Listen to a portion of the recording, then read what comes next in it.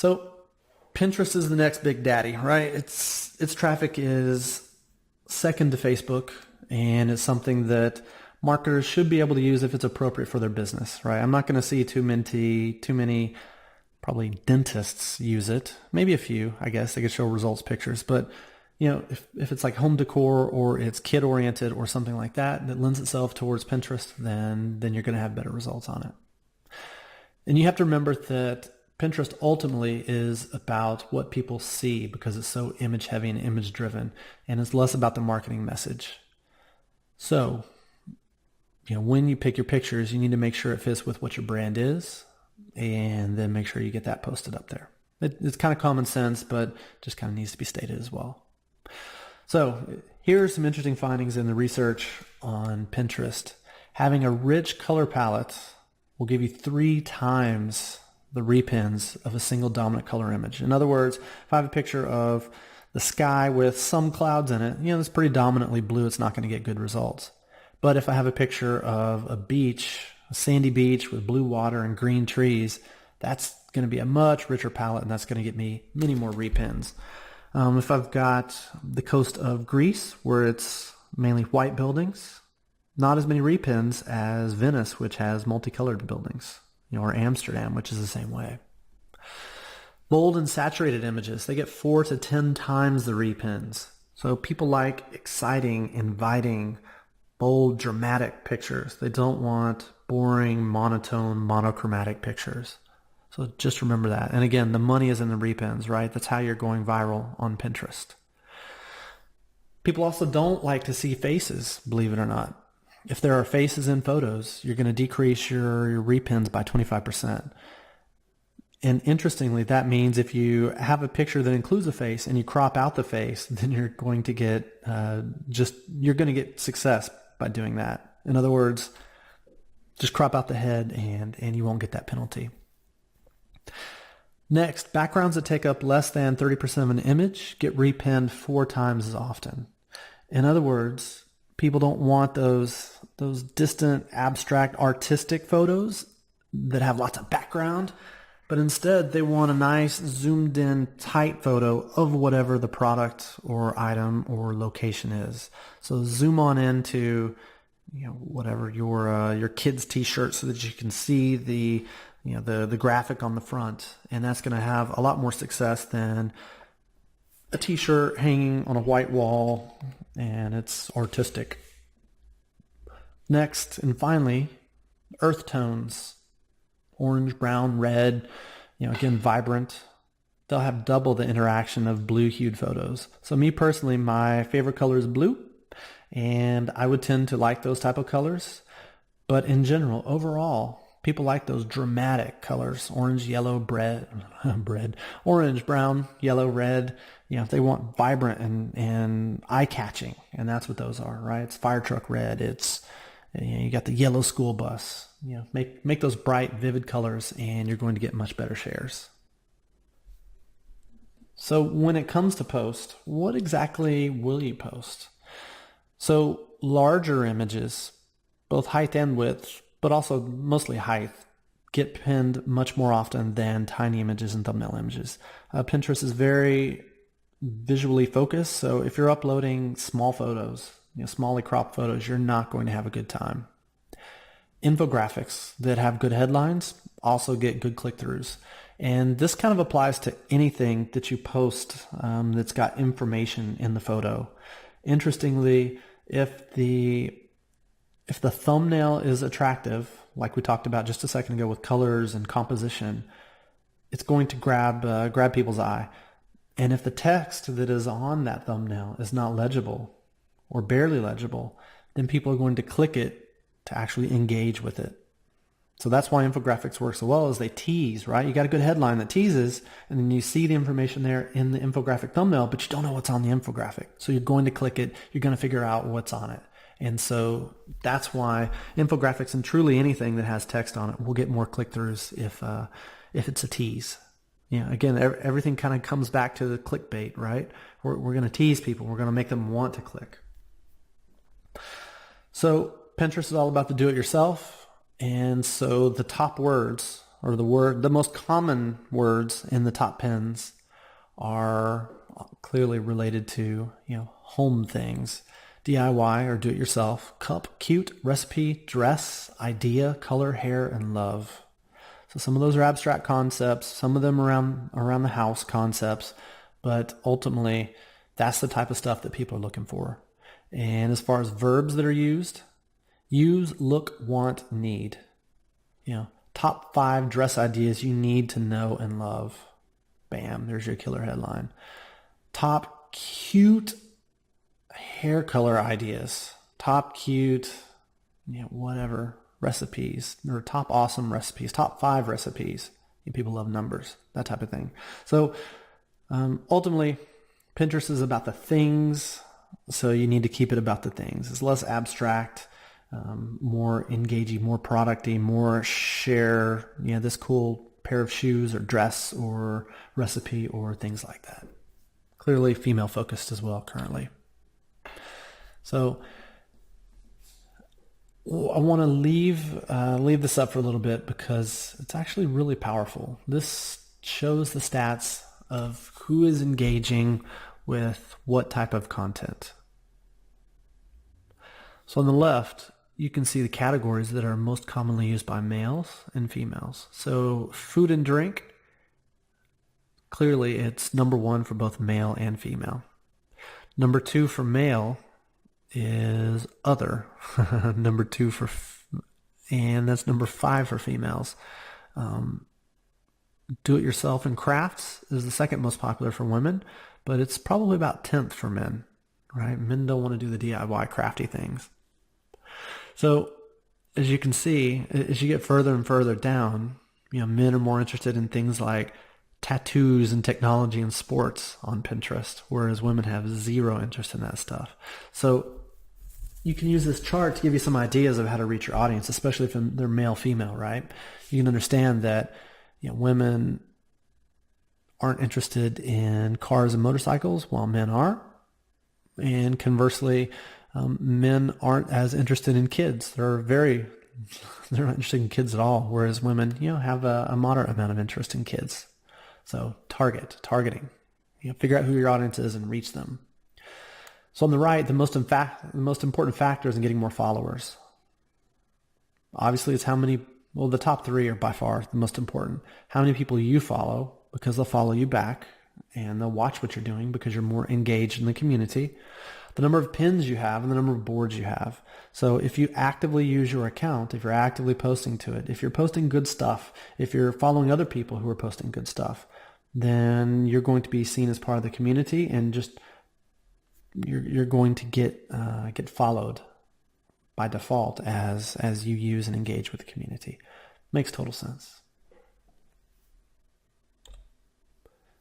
So as far as when to post, it's a little bit different animal. So during the day, it's 2 to 4 p.m. and at night, it's 8 p.m. to 1 a.m. So really, it's the lunch blow-off hour, and then it's after the kids go to bed, and I've got some time to blow, and I'm sitting on my laptop watching TV time. If you can pick one single time to post, the best single time to post is on Saturday from 2 to 4 a.m. and from 8 to 11 p.m. Pretty interesting, isn't it? I guess the ladies come home after going out with their friends and they pop on Pinterest for a little bit, or as they're prepping to go out, maybe they're just browsing Pinterest and getting some ideas. So as far as posting to social media is concerned, there are a couple of tools that are by far and away the most popular, and they are Buffer app and Hootsuite. So Buffer is really easy to use for scheduling content and picking content to be posted during those windows. So, picking or understanding that your audience is US based, East Coast based, so we're going to post during, this time window. Buffer is really good for that. It is not good for monitoring and engaging with your community, right? It's mainly a posting tool, not a listening and monitoring tool. The cool thing about Buffer is it uses the popular URL shorteners, and normally I wouldn't put this as a feature, but unfortunately it needs to be because Hootsuite doesn't. and it's actually a negative for Hootsuite.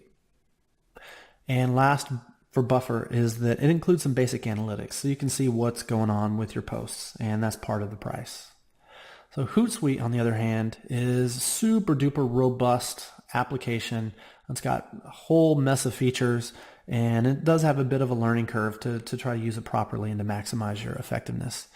It uses Owly to shorten the links, and unfortunately Owly goes down, not all the time, but it goes down often enough to warrant talking about, right? And you can't use any other popular shorteners. It has some other stuff that you can hook into, but ultimately it doesn't include the popular ones, which is what you would want to do.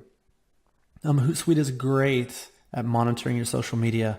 It's got a great set of tools to do that. Unfortunately, it does not handle Twitter pics well.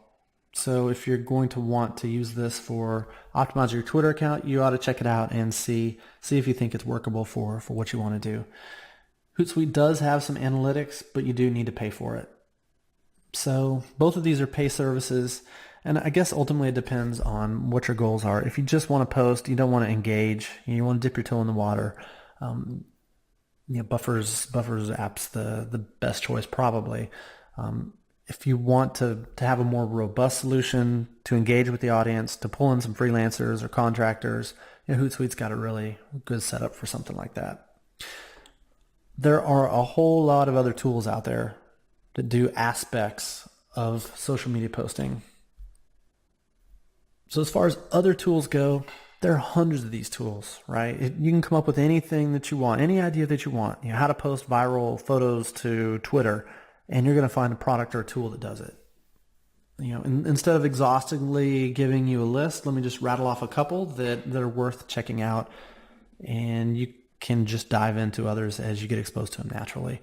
So Klout is a scoring service that scores how strong you are socially. It looks at your accounts, your followers, and your engagement level with your posts, and it scores you based on whatever internal ranking algorithm it has. It'll also do that for the people that you engage with. And so if you're in industry for blue widgets, you can find other people that are in the industry for blue widgets and look at their Klout score and reach out to those people because they're probably big influencers in the industry. So Klout's a useful tool just to play with to try to network more effectively. Mention.com is a service that will monitor your social in real time, and it's really cool. You have to check it out. It all depends on what your social marketing strategy is, but it might be something you want to look at.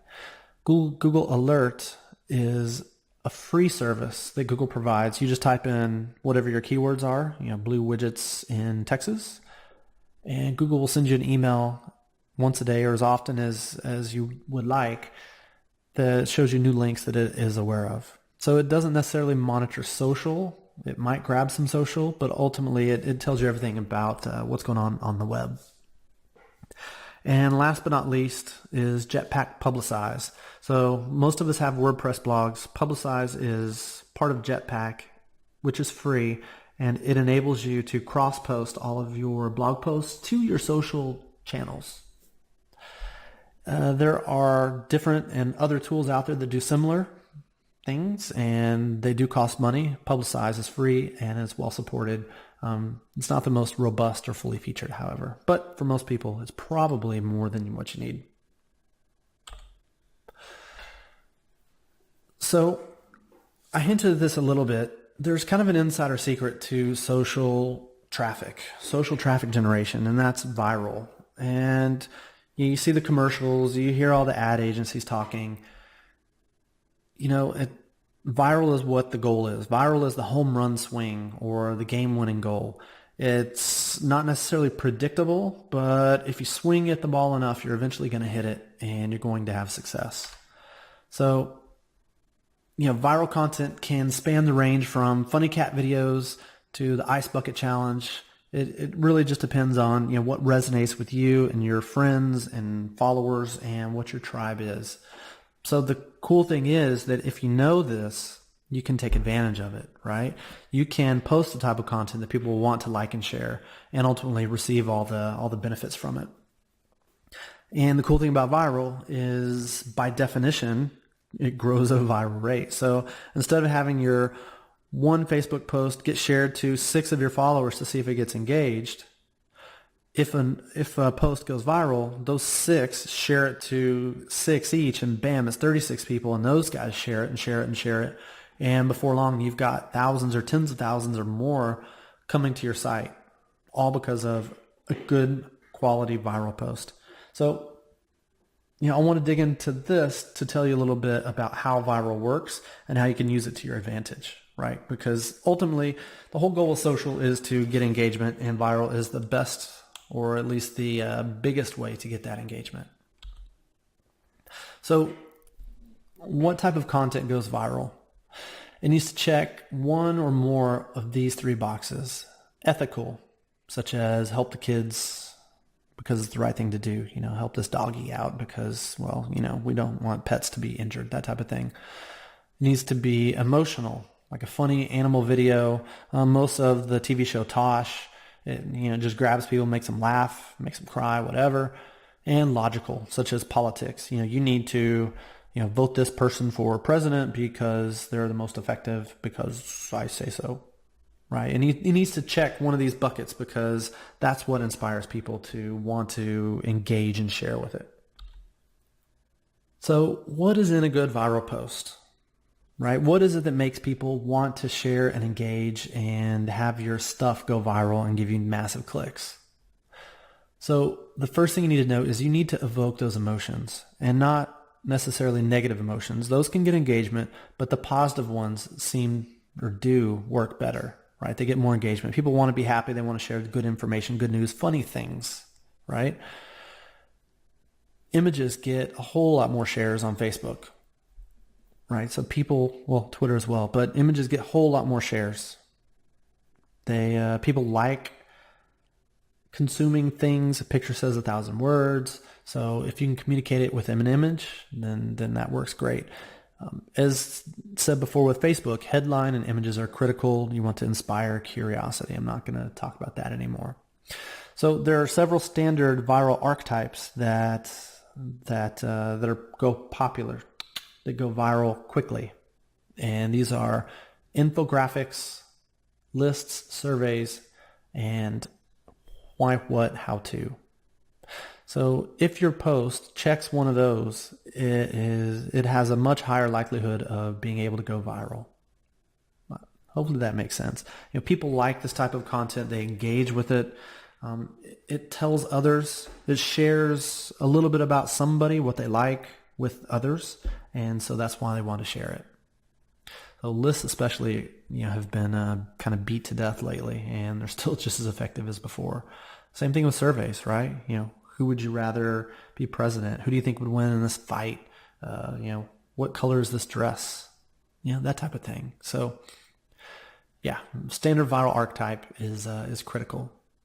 So you also need to make sure your content is well suited to the audience. Short content usually works better, text, versus video, local versus global, and then the timing. So know who your audience is and talk to them appropriately. If it's East Coast, make sure you post it on East Coast time. If it's a bunch of academics and you're sharing an academic related post, hey, there's a new cold fusion, whatever scientific experiment, check this out. Here's my rationale. Maybe that's a long post. If it's meme related or image related, it's going to be a short post. So tailor it, watch the results, watch what goes viral, and then you'll do better next time. Next is you need to make sure to get the influencers on board. So only having one influencer, that's one high clout number type guy, will get you a 32% increase in shares. 5 influencers will get you a 400% increase. So if you know who these guys are, if you're friends with these guys, you can ask them to share, or you can tell your content directly to them. Building or writing guest posts for blogs, it very much is done this way. I know that Huffington Post likes this type of content, therefore I'm going to write this and try to get them to post it as a guest post or a guest author. Same thing with all the Moz, Moz.com blog. They like specific type of things, and if you can tailor it to them, great. So the New York Times a couple of years ago did a very in-depth study to find out why their users shared content. And that basically reinforces everything I just said. People want to share valuable or entertaining content. And this is typically what we think of as viral. It's the dancing chicken ice bucket challenge, whatever, right? They also like to share things that describe themselves to others. So if it enables me to share my values on my Facebook page, then I'm more likely to do it. And that's where quizzes and surveys come, because it gives people a little insight into who you are. If it gives value to somebody else, it's more likely to be shared. Hey, here's a coupon for a free scoop of ice cream at Ben & Jerry's, right? Or it could be, hey, here's a new study on why solar power is going to take over next year. You need to have a little more interesting hook than that. But the point is, if you're giving value to other people, they're more likely to share it. And people are more likely to share causes they care about. Again, this is that emotional appeal. I'm a real big dog lover. I'm going to want to share content related to my dogs. And everybody's got that handful of friends who does this all the time, right? They're very passionate about CrossFit or pets or video games, and that's the type of content they share. So, it's just common sense, really. If you tap into people's passions and their emotions, then they're more likely to share. So, plug done. Let's tie it all together. First things first, you need to really come up with what your brand identity is, right? Who you are as a website, as a company, and what image do you want to portray, right? Are you the kind of hip and edgy, company that is Dollar Shave Club, or are you more traditional and reserved like a Gucci? You need to come up with what that is and really even write that down on paper so you know, right? And then everything that you generate, all the content that you generate, should refer back to that brand image that you want to portray. And you want to make sure that all of your messaging is consistent with that brand image.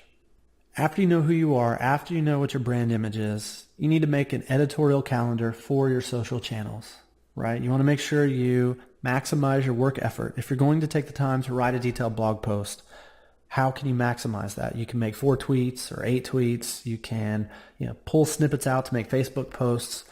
You really should cross-post and repost as much as you can. I didn't touch on this before, but reposts are very much an effective strategy to maximize your content. People don't see reposts. They don't care about reposts so much. So definitely take advantage of it. Also, be sure to use tools to automate your posting and monitoring. As an example, I had a buddy of mine that was working to produce a viral content site, and he was spending up to 60 hours a week just writing content, right? And he was researching 98 places to see before you die and writing that post. And can you imagine how long that post took? It took him days to do a single post, right? To get all the pictures together and build the post. Well, imagine if you used automated tools to curate that. Or imagine if you used Hootsuite to schedule that. Use the tools that you have or that you have at your disposal to automate the stuff and make your job easier. And be sure to leverage VAs, or interns or even, junior staff if you've got them to help remove that load from you, right? Social marketing shouldn't be a burden. It is an effort, but it shouldn't be a burden. And you need to make sure you engage in the conversation and have fun, right? Like I said at the very beginning, social marketing is all about engagement. You need to talk to your tribe. You need to have that conversation. Again, you're going to have to let go. You can't control the conversation, but you can have it, right? And so be that positive influence. Be that brand that you want to project out there, right? Have that voice. So hopefully you've now got a good overview on how to use the 3 most popular social marketing channels for generating traffic for your site. You should know everything you need for coming up with content that people will like and share, and you should know when to post it, and hopefully you have a good marketing strategy. If you have any questions, just drop me an email, and I'm more than happy to help you out to the extent of my knowledge, and I'm definitely not afraid to say when I don't know something. Thanks for watching, and talk soon.